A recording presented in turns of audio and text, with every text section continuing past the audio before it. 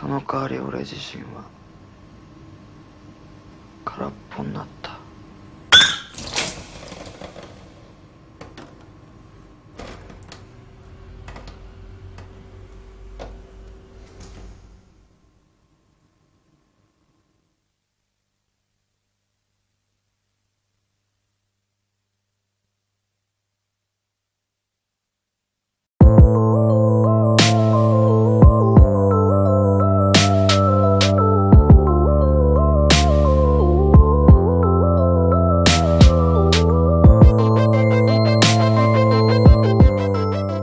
Cure is a Japanese crime thriller that came out in 1997 that's written and directed by Kiyoshi Kurosawa.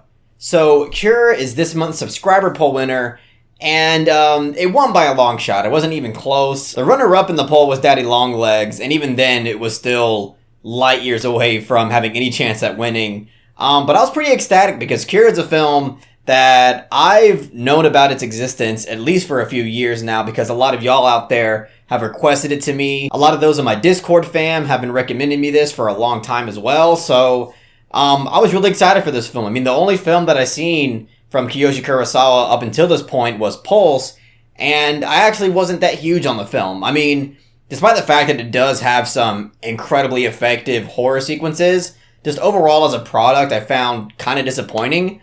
I mean, I have a whole review on Pulse as well if you want to check that out. And now having seen Cure, despite the fact that I really wasn't huge on Pulse, I thought Cure was quite incredible in a lot of different ways. Honestly, I didn't expect to like it as much as I did. There is so much about this film that I thought to be quite impressive, and is overall just really engaging and suspenseful. It was also a lot more psychological than I expected, and the psychological element of the film, I feel like, was enhanced through the director's vision because the camera work throughout this film, and really the editing and everything else, including the sound design, definitely has Kurosawa's fingerprints all over it. And that was something that I found really refreshing and something that I found very immersive throughout the film because throughout its entire film, just the way the camera's positioned, the way the camera pans and moves throughout the film, and again, the way some sequences are edited, just had so much personality and really added to the engagement and to the immersion of this film. And pretty much right from the get-go,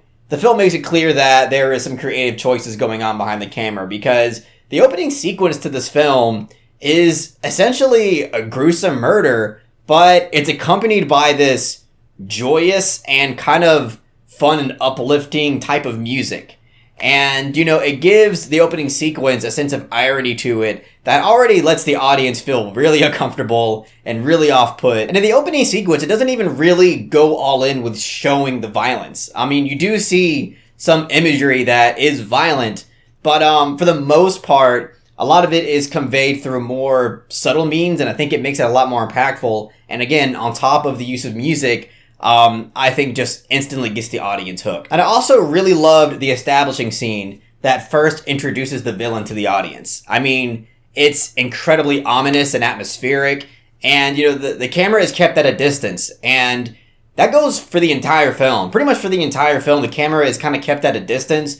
There aren't many close-up shots at all. There's maybe only one or two close-up shots that I can really remember, and I think overall that works towards the film's advantage because it never allows the audience to get comfortable with any character, and overall just makes it a less intimate experience, which I think does an excellent job at kind of keeping the audience in a state of suspense, and also kind of reinforces that ominous atmosphere that we get throughout the entire film. But going back to the scene that first introduces the villain of the film, again, I think it's an incredible sequence because, as I mentioned, yes, the camera is kept at a distance, but through its long take and with how it takes its time with this character and through presenting the entire situation, again, it leaves the audience in the shadows and allows for more time to build suspense as it builds up to a scene that is certainly creepy, but also just really unsettling. And another thing that I really loved about the film was that even though the film reveals who the villain is, and not only does it reveal who the villain is, but it also reveals how he's able to get away with all these murders, the film still manages to be incredibly engaging. I mean, you pretty much know what the villain is doing in the first 20 minutes of the film, but somehow through building such interesting character dynamics and crafting such a suspenseful story, it still manages to keep the audience interested and keeps the audience in a state of suspense. And that is just something that I find incredibly impressive with this film. And again, this is a non-spoiler review, so I'm intentionally being a bit vague, when describing certain aspects of the characters. But just know that I think that the writing behind the characters and the dynamics between the characters, I think, is really creative. And also taking a concept that at face value might not seem all that realistic, but the execution of this film and the way that the film goes about presenting this concept makes it feel surprisingly believable and makes the film overall feel grounded to reality, which is something that I think great murder mystery and crime thrillers really benefit from. And yeah, even though I really dug the villain character in this film and found him insanely intimidating throughout my experience, I also really loved the main character played by Koji Yakusho. Now, I've seen Yakusho in a handful of films, but the one that came instantly to mind was Babel, which is a film that I absolutely adore. But he plays the main detective character in this film, and I thought the writing behind his character was excellent. It has plenty of depth, and again, the character dynamic that not only he has with the villain, but his situational context with his wife, I thought was fleshed out and built up to something that is effective, and in the ending of this film is quite interpretive in terms of what happens to certain characters. And it's through his character that the film is able to elevate the psychological element of this film. The film kind of gives us a perspective of what's going on in his mind. Not only is he, again, dealing with this kind of burdenous situation with his wife, but at the same time, he's dealing with the villain character and all of these issues that he's dealing with and all these conflicts in his life and again, through the villain's methods, there are sequences in this film that's able to express a type of psychosis he's going through, whether it be through quick flashes of editing and the imagery that is within those flashes, or certain hallucinations that he's having that, really messes with his mind and also messes therefore with the audience's mind. And I think, again, through this main character and through the personality in the filmmaking, really makes this an interesting psychological experience. And again, I can't really express enough how impressed I was with the cinematography in this film and the way that the camera was directed throughout my experience. Because not only are there so many different stunning shots just in terms of how the shot is framed and the way that it's lit, but there's also so many different sequences in this film with how the camera pans and the way that the camera focuses on certain things. It really makes certain sequences not only immersive, but just makes these sequences a lot more memorable as well. Because there are certain sequences in this film involving the villain character where it really showcases the tools that he uses in order to commit these murders. And they're really simple tools. One of them is a lighter and the other is simply water. And the way that the film is able to capture the fire from the lighter or water spilling from a cup or water dripping from the ceiling is through the camera work and it's through the sound design that really allows the audience to feel what the victims are feeling in these current moments. And another huge compliment that I can give this film is that, as I mentioned a little bit earlier, it does feel like a grounded experience. Because it hits certain points to where, at least for me, I was worrying that it was going to go a bit off the rails and move into territory that I thought would be a bit silly for a crime detective thriller.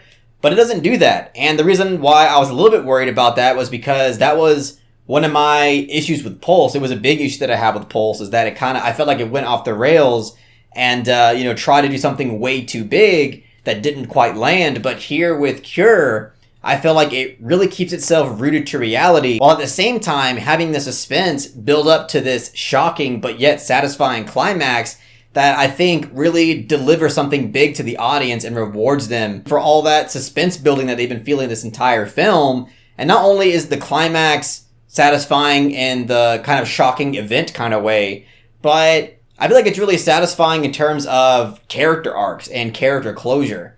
Because again, it's all revolving around the main character as well as the villain, but it's really about the detective and the main character, in my opinion.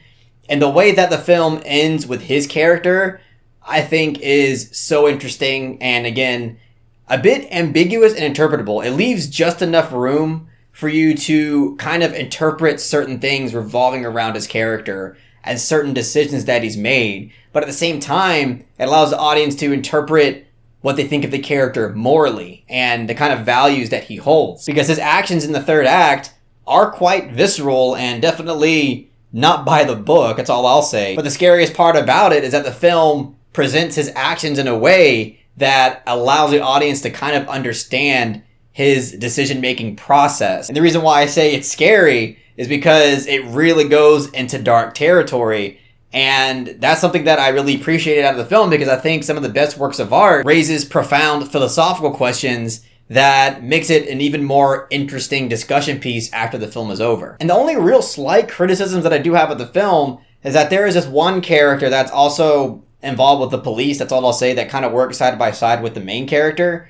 And what happens to his character I found to be a little bit predictable just because of how it was built up. And also there were very few moments of expositional dialogue that I thought could have been written better.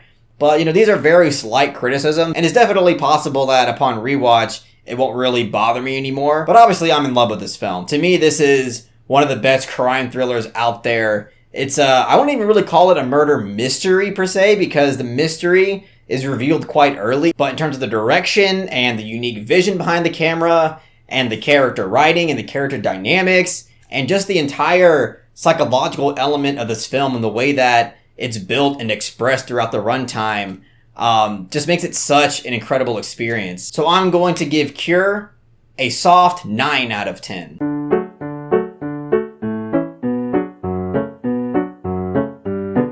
This film is getting an October Criterion release, and I couldn't be more excited to pick this up during the next Barnes & Noble sale. I definitely want to dive into more of Kiyoshi Kurosawa's filmography, so if anybody else has any of his films to recommend to me, please let me know in the comment section. Also, don't forget to let me know about what you think of the film in general in the comment section. I love to hear everybody's thoughts. And if you really enjoyed this review, please make sure to give it that thumbs up and share it amongst your friends. And don't forget to subscribe to the channel to be updated on more film-related content.